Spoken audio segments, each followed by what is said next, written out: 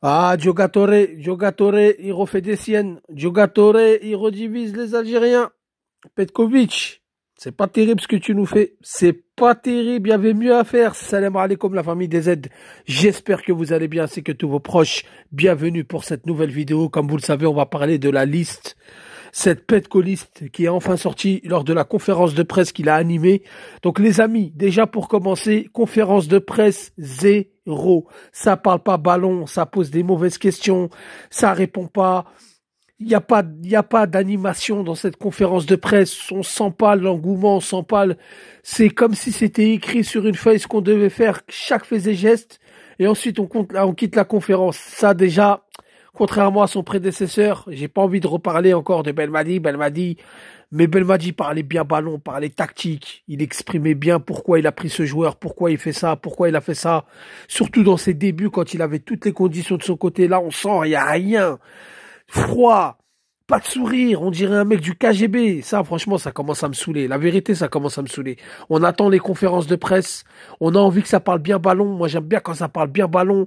On, on dit pas de nous donner sa tactique. C'est normal, il y a des choses qu'il peut pas nous dire, mais au moins de rentrer dans les détails, de rentrer dans certains points qu'on veut savoir. Pourquoi tu prends Guitoun? Pourquoi tu prends lui? Pourquoi tu prends pas l'autre? Toujours pareil, c'est les mêmes raisons, les mêmes excuses, c'est n'importe quoi. Il y a aucune cohérence dans ce qu'il dit. Et franchement, j'ai toujours été patient. J'ai toujours dit, il faut lui laisser le temps, on verra. Surtout après le mois de mars, parce que beaucoup m'ont vu optimiste après le mois de mars. Là, franchement, la vérité, les amis, contre la Suède et le Rwanda, j'ai dit bon, il a peut-être fauté, c'est la fin de saison, on perd en lucidité. Peut-être qu'il a voulu tester vraiment qui est capable. Non, là c'est trop. Là c'est trop. La vérité c'est trop. Alors les amis, on va prendre poste par poste.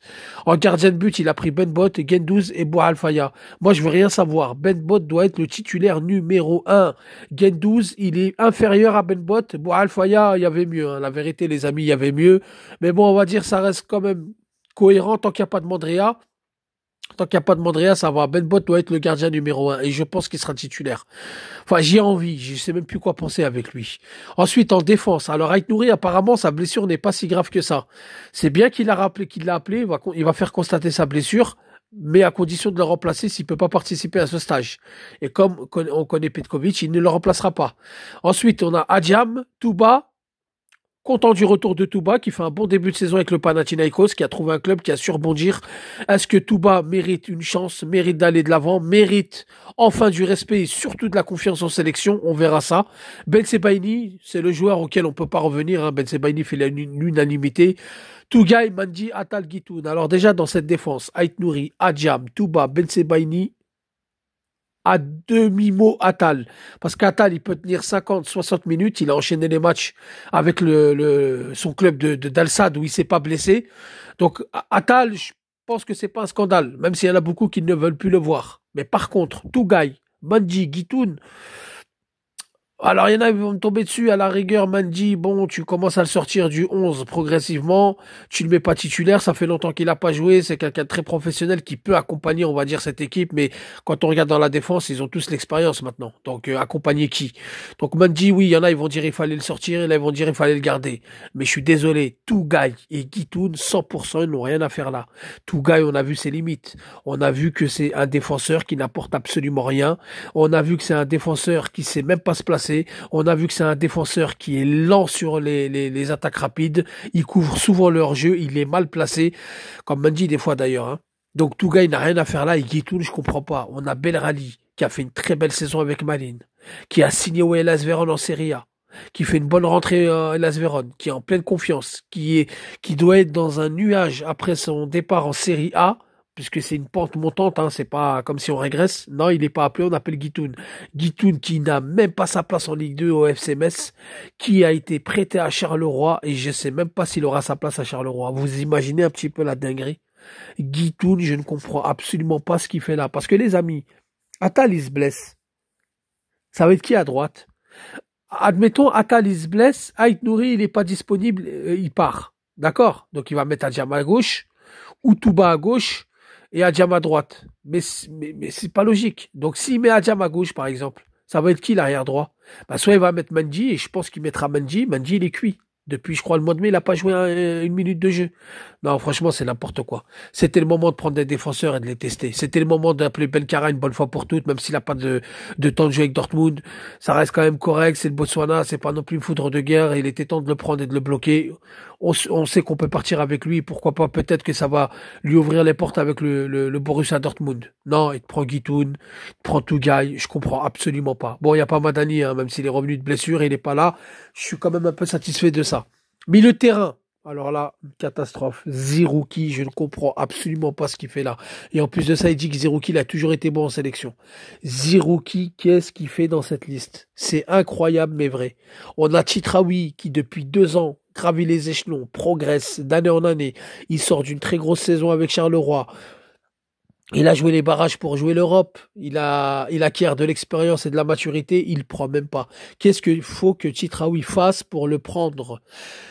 Zorgan qui n'a pas été appelé. Alors que Zorgan, il était appelé quand il était à Charleroi et stagné. Là, on sent qu'il veut passer un palier, qu'il fait un début de saison monstrueux. Il l'appelle pas. Incroyable. Donc, Zerouki au milieu, Bentaleb, Boudaoui, Kebal, Maza, Awar. Mis à part ça, je pense qu'on va être unanime, même si à la place de Bentaleb, on aurait pu appeler Belkebla, mais bon, Bentaleb a plus d'expérience en sélection, on va dire c'est pas un scandale. Boudaoui, Maza, il n'y a rien à dire. Bon, Awar, on savait qu'il allait être là. Awar peut faire quand même un bon match face au Botswana. Et Kebal, c'est la surprise et je suis très content. Mais la seule chose que je me dis, c'est que est-ce qu'il va faire jouer Kebal s'il fait sortir Marez? Là, elle est là la question. Pourquoi? Parce qu'il a pris Benzia encore une fois. Et là, on va revenir aux attaquants. Donc en attaque, il a pris Amoura. Il n'y a rien à dire. Belaïli, il peut vous sortir le meilleur comme le pire. Bon, en sélection, il a beaucoup fait du meilleur. Il a déjà fait du pire.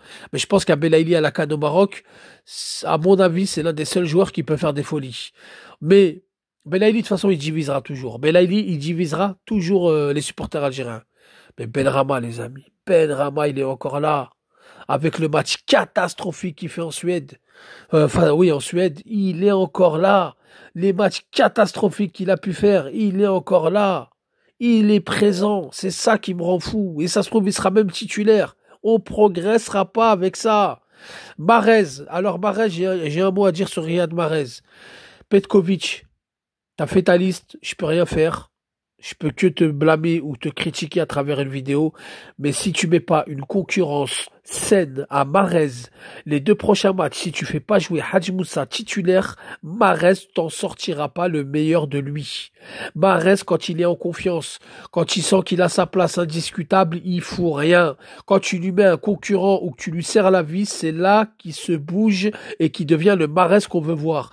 Donc, les 2 prochains matchs, tu dois nous mettre Hadji Moussa titulaire pour le faire bouger une bonne fois pour toutes. Parce que Mahrez, il a encore le niveau, il peut encore élever son niveau. Il a gagné la Ligue des champions asiatiques quasi à lui tout seul. Donc ça veut dire il a quand même un bon niveau football. Mais si tu lui mets pas de la concurrence, on verra pas le Mahrez qu'on veut voir. Et ça, je pense que Petkovic ne le comprend pas et ne le fera pas. Et c'est là que ça pose problème. Hadj Moussa, il doit être titulaire. Il doit être là. Benzia, Shaibi, Gouiri, Boudjah. Alors les amis, Shaibi qui monte en puissance, Gouiri, même s'il fait un début de saison catastrophique avec l'OM, c'est rien, c'est que 2 premiers matchs. Il a fait une préparation un peu douteuse, comme ils disent les supporters marseillais, mais en sélection, il a toujours donné satisfaction, surtout ces derniers temps. Et Bounedjah, oh là là, Bounedjah. Franchement, alors Chiacha, il a quitté Copenhague, qui sont qualifiés en Ligue des Champions. Déjà, ça se trouve, ça lui a mis un coup de massue sur la tête.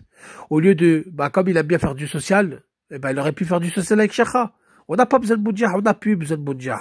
Boudjah, ok, il défend il dépense, il fatigue les défenses, etc. Mais on a besoin de tueurs devant les buts. Et si Hamoura il se blesse, ou Gouiri se blesse, et qu'on met Boudjah, il aura 5 occasions, il va même pas mettre, il va mettre une frappe cadrée. C'est même pas un but, c'est une frappe cadrée. Franchement, les amis, une liste catastrophique. Je vais commencer à lui faire un pressing à cet entraîneur. Je suis obligé. Parce que là, ça commence vraiment. Je me suis dit, après le mois de mars, en termes de fluidité dans le jeu, en termes d'équilibre et tout, j'ai vu des choses très intéressantes. Mais force de constater que c'était malgré lui parce qu'il y avait des blessures. Là, en vrai, c'est ce qu'il veut vraiment, lui. Guitoun, il veut partir à la CAN avec Guitoun. Il veut partir en Coupe du Monde face à des Italie, Espagne, Équateur, Argentine avec Guitoun. Alors qu'on a un Belrali qui est en train de monter en puissance et on a un Chitraoui qui est en train de monter en puissance. Non, lui, il veut Guitoun. Il veut Tougaï. Il veut Zerouki. Incroyable. En tous les cas, les amis, je m'arrête là pour l'instant. On reviendra pour les avant-matchs, pour donner un petit débrief sur les adversaires, sur le groupe. Et merci d'avoir écouté la vidéo. Dites-moi ce que vous en pensez en commentaire. N'hésitez surtout pas à liker pour donner de la force. Je vous dis salam alaikum, que la paix soit sur vous.